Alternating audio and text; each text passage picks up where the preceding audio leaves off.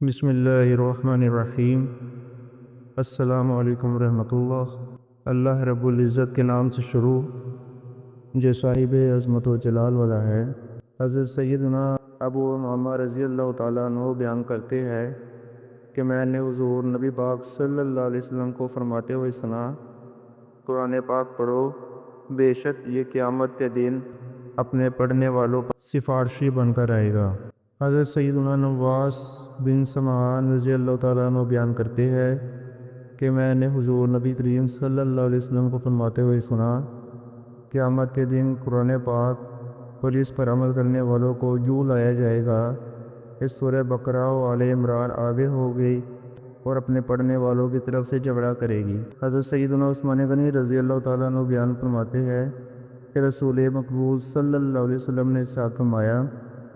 تم میں سے بہتر وہ ہے جو قرآن سیکھے اور سکھائے۔ ام المؤمنین حضرت سیدنا عائشہ صدیقہ رضی اللہ تعالیٰ عنہ فرماتی ہے کہ رسول پاک صلی اللہ علیہ وسلم نے ارشاد فرمایا، جو شخص قرآن پڑھتا ہے اور وہ اس میں ماہر ہے، وہ معزز فرشتوں اور محترم و معظم نبیوں کے ساتھ ہوگا، اور جو قرآن پڑھتا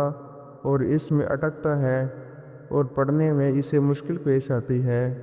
تو اس کے لیے دوگنا ثواب ہے۔ حضرت سیدنا ابو موسیٰ اشعری رضی اللہ تعالیٰ عنہ بیان فرماتے ہیں کہ حضور نبی کریم صلی اللہ علیہ وسلم نے ارشاد فرمایا، قرآن پاک پڑھنے والے مومن کی مثال نارنگی کی طرح ہے، جس کی خوشبو بھی اچھی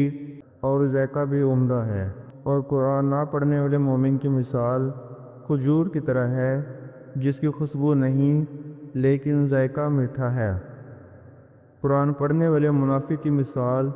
پھول کی طرح ہے، جس کی خوشبو اچھی اور ذائقہ کڑوا ہے، اور قرآن نہ پڑھنے والے منافق کی مثال اندرائن کی طرح ہے، جس کی خوشبو اچھی نہیں اور ذائقہ کڑوا ہے۔ حضرت سیدنا عمر فاروق رضی اللہ تعالیٰ عنہ بیان کرتے ہیں کہ حضور نبی کریم صلی اللہ علیہ وسلم نے ارشاد فرمایا، بے شک اللہ عز و جل